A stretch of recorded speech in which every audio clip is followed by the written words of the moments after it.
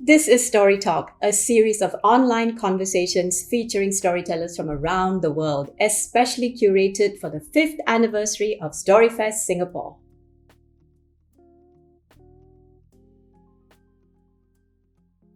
I'm joined by writer, editor, playwright, and storyteller Verena Tay. Thank you, Kamini, for inviting me to be on this series. It's a pleasure, Verena. And today I'm going to be talking to Verena all about representing gender in mythology. So, Verena, tell us a little bit about your background as a creative writer and storyteller, and of course, with a focus on the topic about gender and mythology. I started out as a theatre practitioner, and from acting to directing, then I went into playwriting. As I created my own work, I was very much interested in trying to bring up the personal stories that I have in my family, in my own life, but I was also very much attracted towards bringing to life mythological figures. So the very first effort that I had in terms of concentrating on mythology, in 2001, 2002, I developed a one-woman version of Medea. And I brought to life the Penguin translation, but condensed into 8 pages of A4 text. And I played all the characters. And so that attempt to bring to life this woman who had suffered a lot just to help Jason escape with the golden fleece, and then the treatment of her by Jason after marrying him and producing 2 children by him.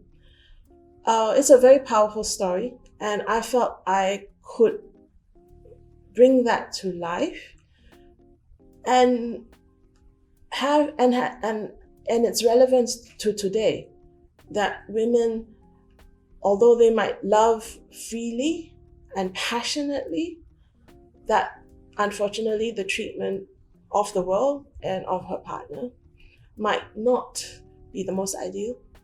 And how do you stand up for yourself at the end of everything?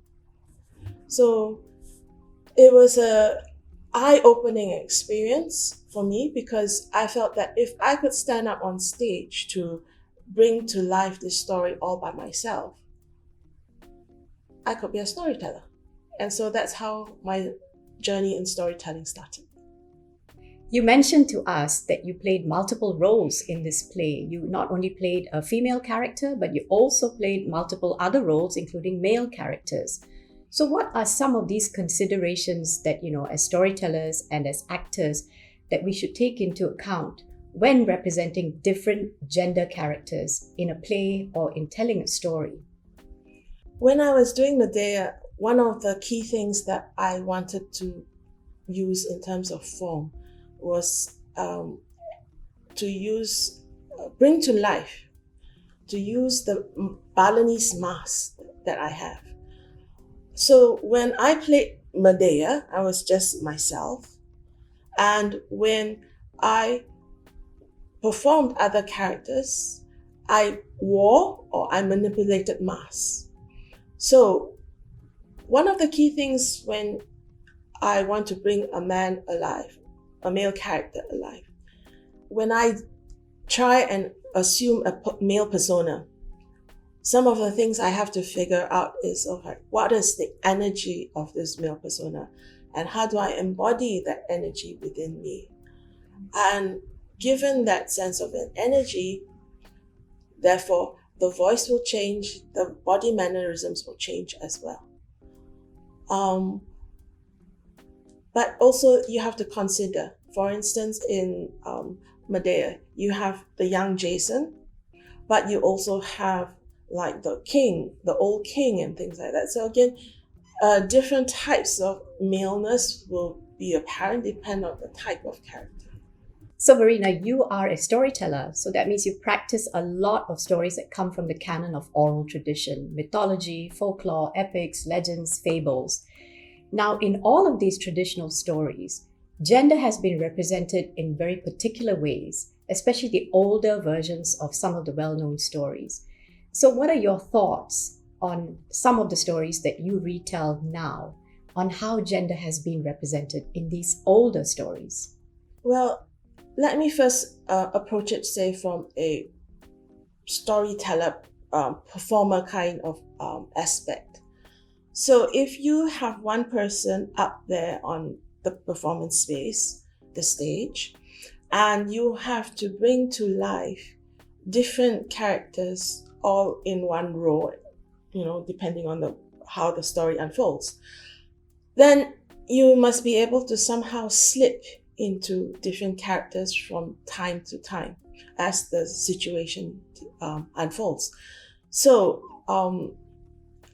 what do you need to focus on, right? So if you're familiar with the story, then you will have to sense what kind of energy that character has or sends out. So how can you embody that energy and therefore do that energy, perform, allow that energy to come out? But then when you step back and maybe do a bit of neutral narration first, and then you go into another character, then again, how do you slip into this other character and what is that character like? So that is from the performance end of things. But if you're talking about how gender is represented within stories themselves, mm-hmm. not the telling, mm-hmm. then again, I think quite a number of stories really have a very firm sense of gender. You're a woman, you're a man, or you're a girl, you're a boy, and the roles that you perform within those societies. But again, sometimes, depending on the type of story, of course, there will be a lot of questioning about the role that you play in that society. So for instance, in the Medea story, you have a princess and she's raised in a certain way, very headstrong and very well educated. But when she is finally married and she runs away to marry this prince from afar, how is she treated in her new land? Can she behave in the same manner that she behaved? And now that she has children, what is her role towards her husband? What is her role as the father? What is her role as the mother to her children? How can she also at the same time juggle the sense that she's a princess, but she's also, in terms of that time, for want of a better word now, a witch, right?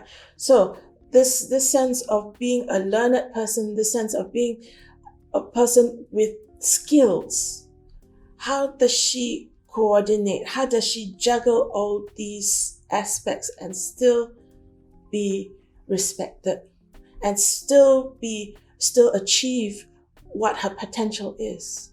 And today, everyone kind of has to grapple with that. All these multiple roles that you juggle. And are these roles consistent with your notion of gender or not consistent with your notion of gender? So you write a lot and you've written a lot of books. And in all your books, there are many, many female characters. Strong characters, weak characters, complicated female characters, evil but powerful and beautiful female characters too. Some that I love and I have had the opportunity to retell as a story. How and why are you drawn to these particular female characters? Some of them inspired from mythology and some, of course, your own creation. What is it that draws you towards writing and telling about females? Well, I have to thank my mother, who's a very strong personality in my life. And literally, I grew up in very much a woman-centered female family structure. So apart from my mother, there were a lot of aunts, and there were also a lot of my mother's friends So being surrounded by all these females and a lot of them being very very certain about themselves. All right, so they gave me a sense of,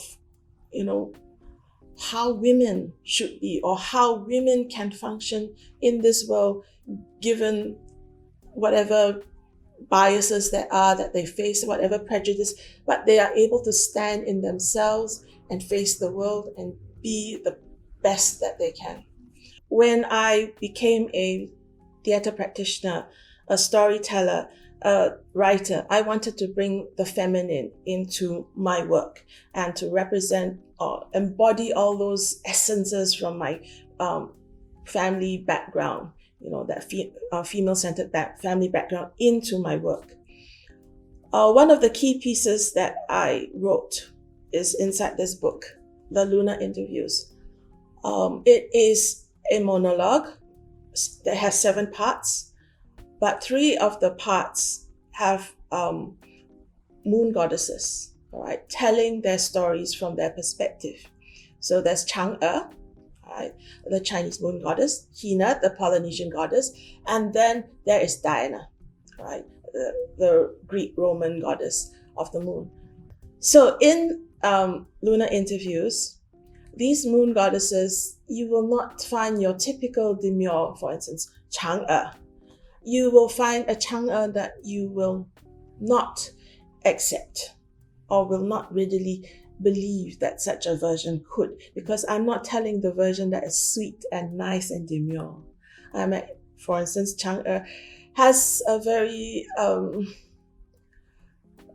uppity personality that comes across in my version of the Lunar Interviews. And definitely, for instance, Diana's story comes across as a very strong, I